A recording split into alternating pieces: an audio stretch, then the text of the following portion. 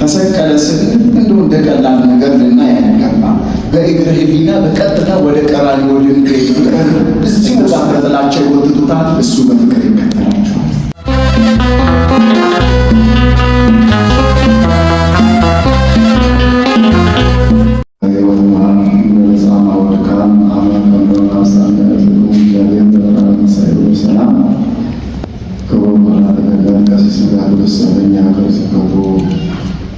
ዋና ስራ አስኪያጅ ክቡር መላከ ሰላም ቀሲስ ጥበቡ፣ የዚህ ታላቅ የማንጋፋ ደብር አስተዳዳሪ፣ ክቡር የሀገረ ስብከታችን ዋና ጸሐፊ ሊቀ ካህናት ተስፋዬ ቦጋለ፣ ክቡር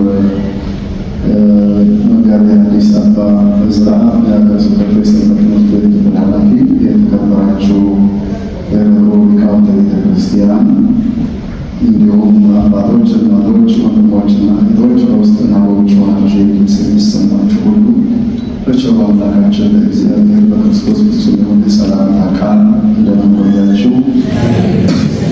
እንደምን ሰነበታችሁ? እንደምን አረፈዳችሁ? ቸርነቱን አብዝቶልን በይቅርታ ዓይኖቹ እየተመለከተን ስናጠፋ ያላጠፋን በደላችንን ይቅር ያለልን ድካማችንን እያገዘ ስናዝን እያጽናና ስንደክም እያጸና በብዙ አምላካዊ ጥበብ በመለኮታዊ ተአምራት ጠብቆ በነበረ ዕድሜ ላይ ይህችን ቀን ይህችን ሰዓት ጨምሮ ሰጥቶ በቅድስናው ስፍራ በመቅደሱ ውስጥ ተሰብስበን እንሰግድለት ዘንድ እናመልከው ዘንድ እናገለግለው ዘንድ የፈቀደልን የአባቶቻችን አምላክ የእኛም አምላክ አምላካችን ጌታ እግዚአብሔር ስሙ የተመሰገነ ይሁን። እንደው ከመጣን አይቀር ጥቂት ቃል ተናግረን ደግሞ ወደሚቀርበው አገልግሎት ወደ ሌላ እንሄድ ዘንድ ነገሮችን ስላመቻቹልን እናመሰግናለን። ከዚያ ውጭ ቅድም ተመርተዋሉ እየተተረጎመ ሊቁ በሚገባ ሁኔታ አራከው ትርጓሜው ሲተረጉሙ ነበረ። ምን ያክላችን እየሰማን ነው የሚለውን አላውቅም። ነገር ግን እሱ ራሱ በቂ የሆነ ትምህርት ነው ማለት ነው። ቤተክርስቲያናችን እያንዳንዷን ቃላት ሰንጥቃ በሚገባ ሁኔታ አራካ ተርጉማ ለልጆቿ በአግባቡ ታደርሳለች፣ ታስተምራለች፣ ትመክራለች፣ ትገስጻለች እና የዚህ ሁሉ ባለቤት ናት ቤተክርስቲያናችን። ወደ ሌላው ሄዱ ብዙም የለም። በቤተ ክርስቲያናችን ግን የዜማው አገልግሎት፣ የትርጓሜው አገልግሎት፣ የመድረኩ የወንጌል ስብከት፣ ዝማሬው፣ ብዙ ቅዳሴው፣ ሰዓታቱ፣ ጠቅላላ አገልግሎቱ እጅግ ባለ ነው ማለት ነው። እያንዳንዱ ሁሉ እየተተረጎሙ በትምህርተ ወንጌል ደግሞ ትምህርቱ ይሰጣል ማለት ነው እና ቅድም ትርጓሜው በሚገባ ሁኔታ ሲተረጉሙት ነበረ። የቀረ ትርጓሜ አለ። ጥቂት ቃል ሰውነታቸው ተናግረው ወደ ሌላው ደግሞ ሄዱ ሰዓት ለሚሻማት ያክል ፈለው ነው የሆነው እና በዚህ ልክ እንድትረዱ በእግዚአብሔር ስም እናሳስባለን። እግዚአብሔር ከሁላችን ጋር ይሁን። የስድስቱን መጨረሳችሁ ያው የስድስቱ የጸሎት ስነ ስርዓት ነው ሲከናወን የነበረው እስካሁን ድረስ። ከዚያ በኋላ ደግሞ የዘጠኙ ሰዓት ይቀጥላል ማለት ነው። ሰዓት አለው። የግብረ ሕማማቱ የሚባለው የእያንዳንዱ የራሱ የቻለ ሰዓት አለው፣ የራሱ የቻለ ቀንም አለው። ሳምንቱ ሙሉ ይህ ትልቅ መጽሐፍ እየተደገመ እየተጸለየ ለምድራችን ለሀገራችን በረከት እንዲሆን ከዚህ ውጭ ደግሞ ስንሰማ የነበረው ኪዳኑ ተዋቱ በሚገባ ሁኔታ እየተተረጎመ ያ ሁሉ ጸሎትን ነው ትምህርትን ነው ማለት ነው እና እውነቱ ይህ ነው። ስለዚህ በዚህ በስድስት ሰዓቱ ክፍለ ጊዜ ባለው የጸሎት መርሃ ግብር ላይ ወንጌል ሲነበብ ነበረ፣ ሰምታችኋል። በወንጌል ውስጥ በርካታ እውነቶችን የምናይበት ሁኔታ አለ። 6 ሰዓት ጌታ የተሰቀለበትን የስቅላቱን ሁኔታ እያሰብን የምንጸልይበት የጸሎት ጊዜ ነው ማለት ነው። ቤተ ክርስቲያናችን 7 የጸሎት ጊዜያት አሏት። ያውም ለሰባ ዓለም ከሌሎቹ ዘንድ ለማፍቆን እግዚአብሔር እንደተባለው በሁሉም ጊዜ እና ሰዓት 24 ሰዓት ምግባቸው ሁሉ ጸሎት ብቻ የሆነ ዘግተው የሚጸልዩ ቅዱሳን አሉባት ሀገራችን። እግዚአብሔር የተመሰገነ ይሁን።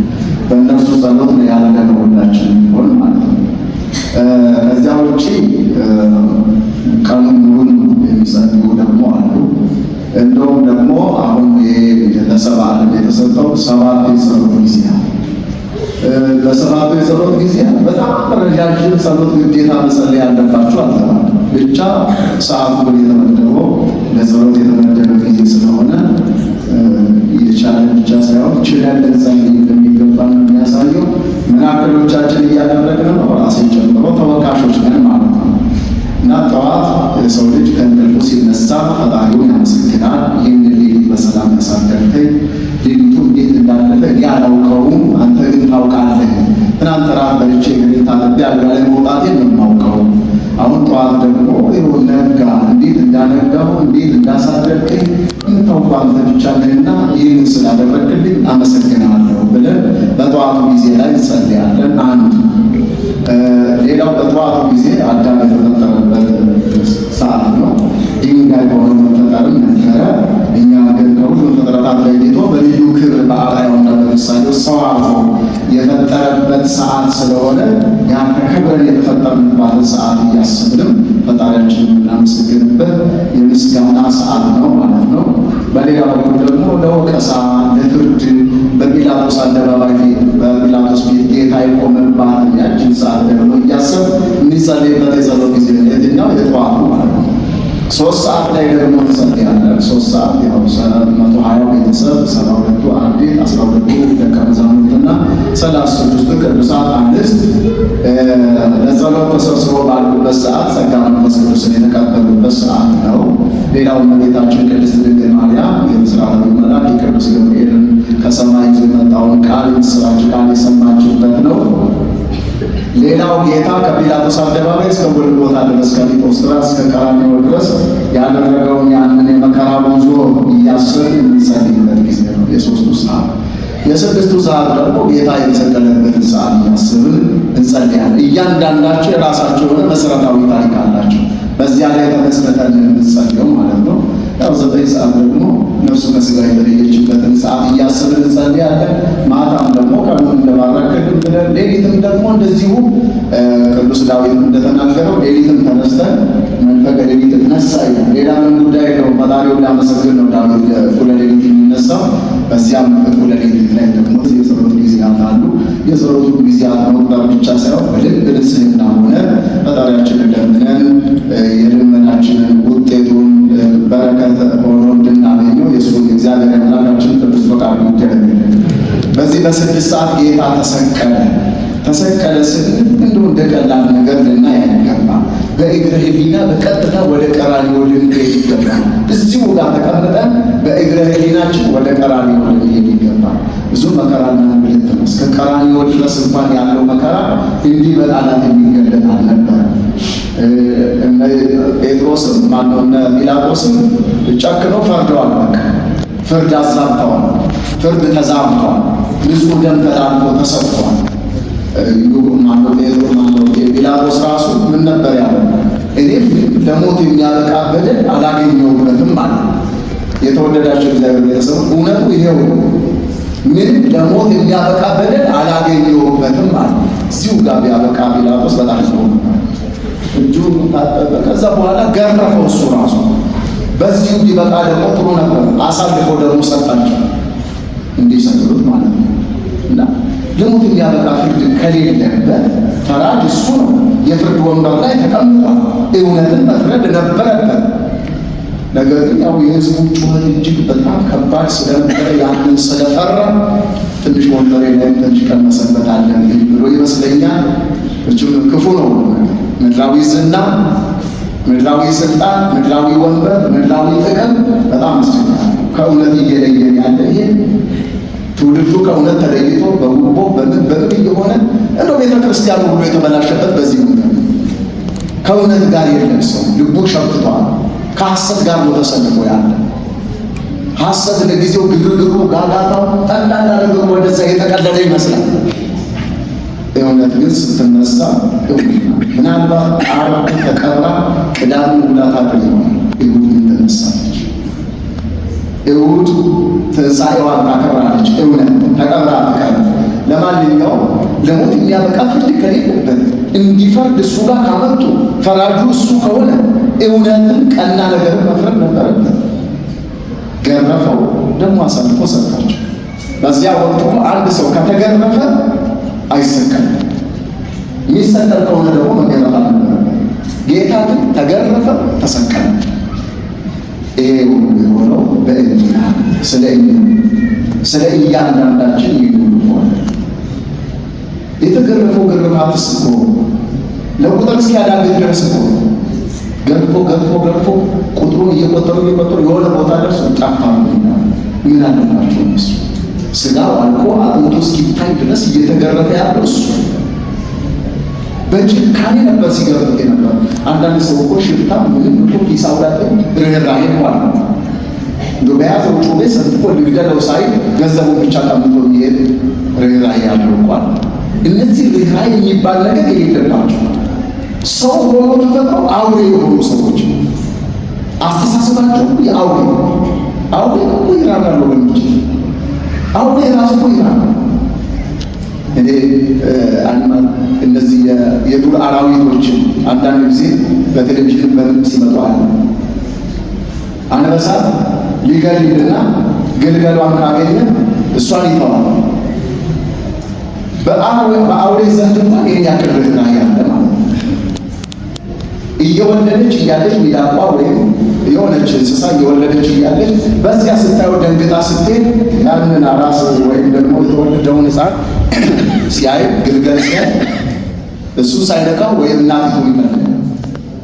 አራዊት ሰፈር እንኳን ይሄን ያክል ርኅራኄ ያለ በሰው ዘንድ እንዴት ያክል ርኅራኄ ጠፋ? በዚህ ያክል ጭካኔ ይፈታል የሚል ማለት እንደሆነ ናቸው። በርባን እኮ እሱ ይፈታል። በዓመት በዓል አንድ ጊዜ ይፈታ ዘንድ ልማድ ነበርና በእነሱ ዘንድ በልማዳቸው ማን ልፈታላችሁ ትወዳላችሁ ሲባል በርባን የምትፈልገዋል። ምን ይጠቅማቸዋል? በርባን እጁ ንጹሕ አይደለም፣ በሰው ደም ተበክሏል።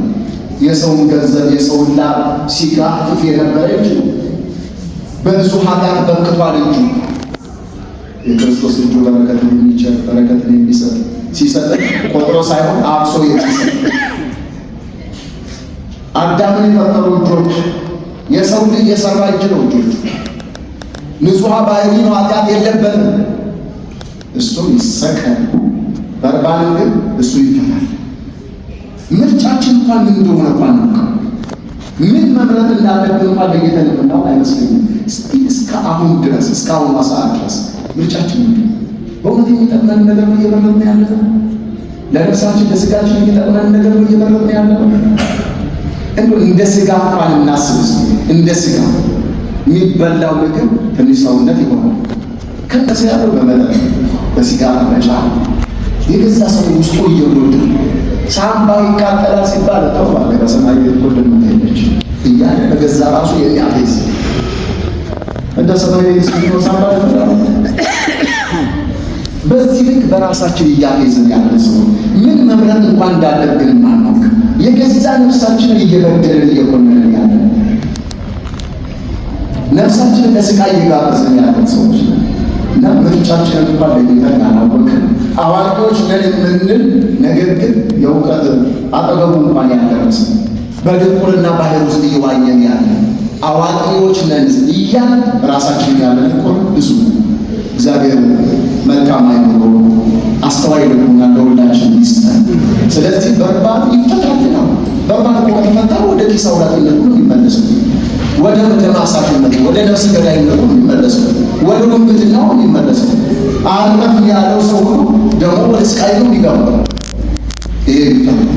ክርስቶስ ግን ነው ይሰቀል የሚባል ስላደረገ ዕውራንን ስላበራ አንካሶችን ስላራመደ ብዙ አገልግሎት ያቆሙ እጆች ሽባዎችን ሁሉ ስለተረተረ ጎባጣውን ስላቀና ለብዙ ምስኪኖች ሁሉ ስለፈረደላቸው ሕመምተኞችን ስለፈወሰ 18 ዓመት ሙሉ ጎባጣውን ስትኖር የነበረችው ሴት ቀን አድርጎ ከሰው ሁሉ ስላቆማ በዚህ ነው መሰቀል ነበር። ጥቂት እንጀራ ጥቂት ዓሣ ባርኮ እልፍ አእላፋቱ ስለመገበ እጆቹ ሁሉ በረከት ስለሆኑ እንዲህ ስለ የትኛው ውስጥ ዓሣ እያጠመዱ በዝቅተኛ ኑሮ የሚኖሩ ድሆችን ሁሉ ሰብስቦ ስለሾመ ስልጣን ስለሰጠ እስቲ የትኛው ነው ጥፋት? ይሄ ይህ ሁሉ ስለ እኔና ስለ እናንተ የተከፈለው ዋጋ ነው። ጲላጦስ ትክክለኛ ቃል ተናግሮ ነበረ። በዛው ቃል ጸንቶ እስከ መጨረሻ ድረስ ሊዘልቅ ጥሩ ነበር። ምንም ለሞት የሚያበቃ በደል አላገኘሁበትም ብሎ ሲያበቃ አሳልፎ ሰጣቸው፣ ወሰዱት እያዳፉ። ከዚያ እስከ ቀራንዮ ድረስ የነበረው ጉዞ በጣም አሰቃቂ ጉዞ ነበር። መስቀል ተሸክሙ፣ መስቀሉ ትልቅ ነው። እሱ የሚሰቀልበት መስቀል ግጥም መስቀል ተሸክሞ ያን ያክል ከባድ መስቀል ተሸክሞ ከመስቀሉ ከእንጨቱ ይልቅ መከራው ደግሞ ከባድ ነበር። የመስቀሉ መከራ ያንን ተሸክሞ እያዳፉ እየደፉ እየወገሩ ራሱን በዘንግ እየመቱት እየተፉበት ማን ተፋብህ እያሉ እያፌዙበት የአይሁድ ንጉሥ ሆይ ሰላም ለአንተ ይሁን እያሉ እያፌዙበት በምራቁ ዕውራንን የሚያበራውን ጌታ እንትን እያሉ እፍረት ምራቃቸውን ሲተፉበት ነበር። በዚህ ልክ ተዋረደ። እኔና እናንተን ከፍ ያደርጋል፣ ከውርደት ነፃ ሊያወጣ። እሱ ግን እንደ ውርደት አልተመለከተው፣ ወዶናልና አለ። ስለወደደ የሚወደድ ስለምባር ኖሮን አይደለም፣ የሚወደድ ማንነት ኖሮን አይደለም። እሱ ፍቅር ስለሆነ ወደደ። ፍቅር ሆኖ የሚወደድ ማንነት ሳይኖረን ለወደደ ጌታ ክብርና ምስጋና ለስሙ ይሁን። እንኳን የማይወደድ ማንነት ኖሮ ሳይሆን የሚወደድ ማንነት እንኳን እያለ ራሱ ዓለም አትወደን። እግዚአብሔር ግን ብዙ ነገራችንን ሁሉ ሸፍኖ የሚወደድ ማንነት ሳይኖረን ዓለሙን እንዲሁ ወዷልና እንዲሁ ስለዚህ እስከዚህ ድረስ የሚወደው ያለ ምክንያት ዓለምን ሰውን ሁሉ የሚወደውን ጌታ ያለንን በቂ ምክንያት ዓለም ጠላችሁ። የሰው ጌታ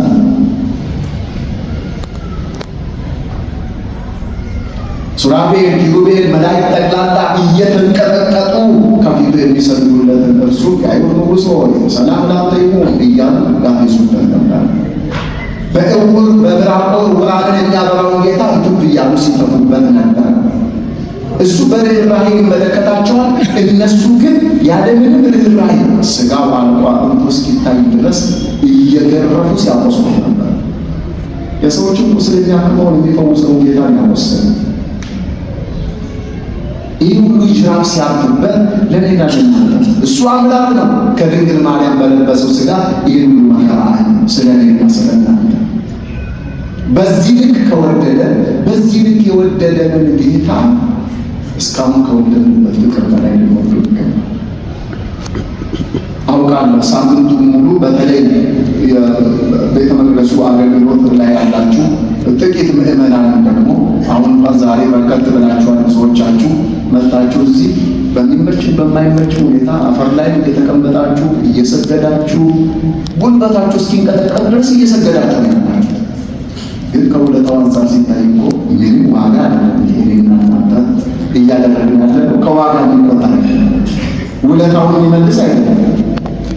ሕያው እግዚአብሔርን እምላችሁ የተወደዳችሁ የእግዚአብሔር ቤተሰቦች የክርስቶስ ፍቅሩ ሊገባን የሚችለው በቃ ሁልጊዜ ይህንን ቀራንዮን ማየት ከቻለ በአይነ ሕሊናችን ቀራንዮን ማየት ከቻለ እስኪ ይታያችሁ እያዳፉት በመሬት እያዳፉት መስቀል ተሸክሞ እየጎተቱት ሲል ልብሱ አይደለም ሥጋው ተቦጫጭቆ አጥንቱ ሁሉ ይታይ ነበር። ደሙ ይፈስ ነበር። በዘንግ አናቱን እየመቱት እያፌዙበት እየተፉበት በፈጠሩ በገዛ ፍጡሩ ፊት እና እንዲያው እያንገላቱ ወደ ቀራንዮ ወሰዱት። ራስ ቅል በሚባለው ስፍራ ላይ ወስዶ በመስቀል ላይ ሰቀሉት።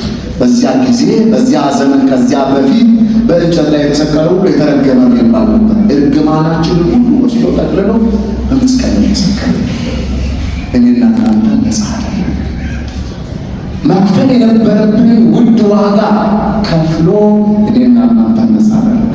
ክርስትና ማለት ነፃነት። ለነፃነት ተጠርተን ዛሬ ድረስ በባርነት መኖር ሞት ነው። በኃጢአት ያለ ሰው ዛሬ ድረስ በባርነት ነው። ከክርስቶስ እቅፍ ተለይቶ በጥላው በታች ከጥላው በታች ማረፍ ያልቻለ ምስኪን ሕዝብ ዛሬ በሞት ነው። ነፃ መውጣቱን አምኖ በክርስቶስ በኩል የተከፈለለትን ውድ ዋጋ አምኖ ተቀብሎ በዚህ ልክ በእግዚአብሔር አምኖ የሚመራ የሚመላለስ ሰው ግን እርሱ በእውነት ነፃ ወጥቷል። በአዳምና በሔዋን በደል እኛ ተከሳሾች አይደለም። ያንን ዋጋውን ከፍሏል። የቤዛነቱን ስራ ሰርቷል። በድሮ በደላችን አንጠየቅም። በዛሬ ማንነታችን እንጠየቃለን። እንደው በድሮ አይደለም፣ በትናንት ማንነታችን እንኳን እግዚአብሔር ይጠይቃል። በትናንት ማንነታችን እየጠየቀ የሚያሸማቀቀን አምላክ የለም። ስለ ዛሬ ማንነታችን ይጠይቃል። ዛሬ አንተ ማን? ዛሬ አንቺ ማን? የዛሬ ማንነታችን ይጠይቃል።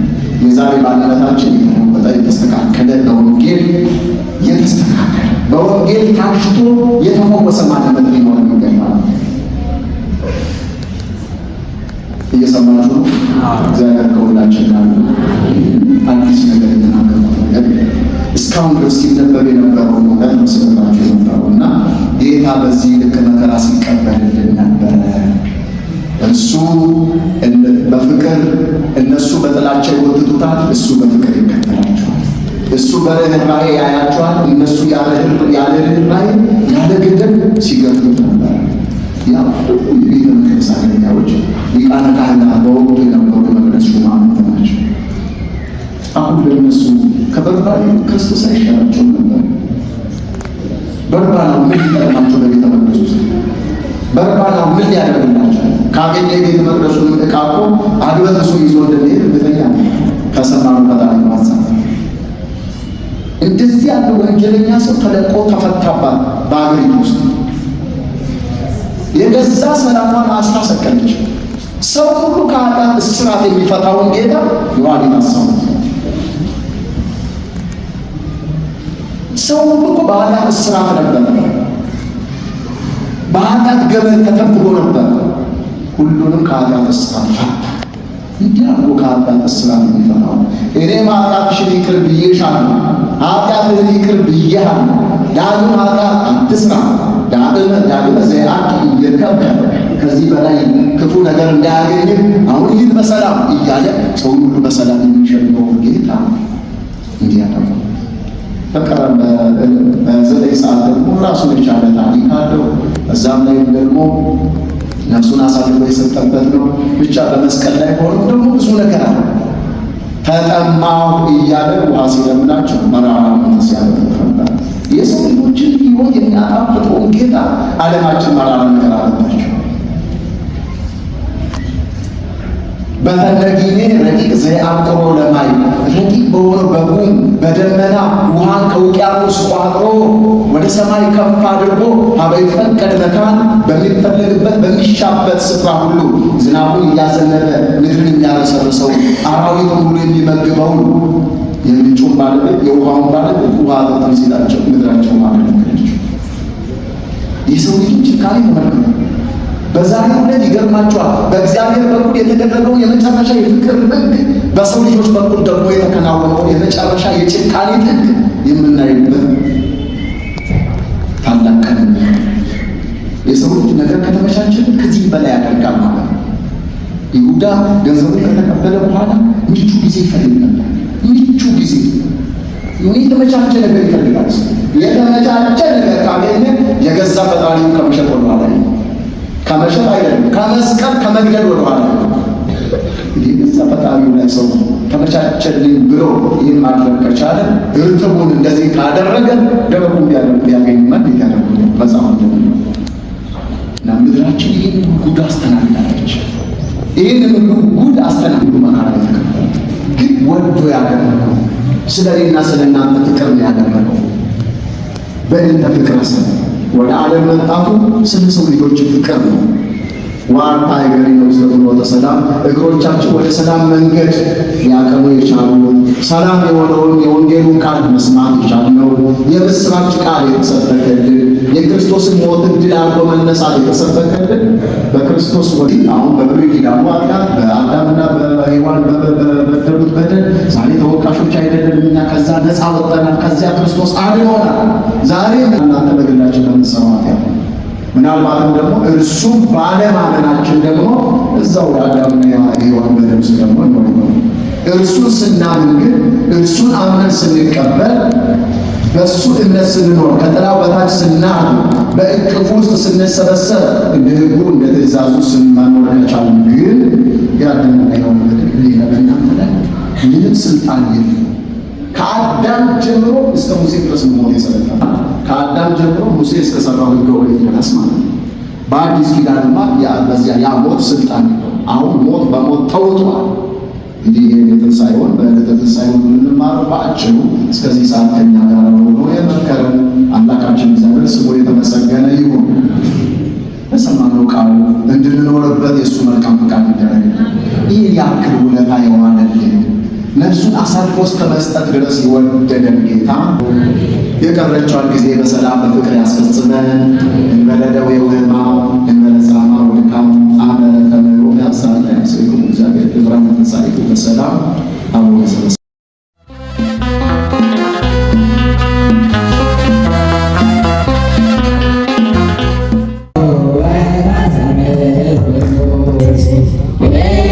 Yeah.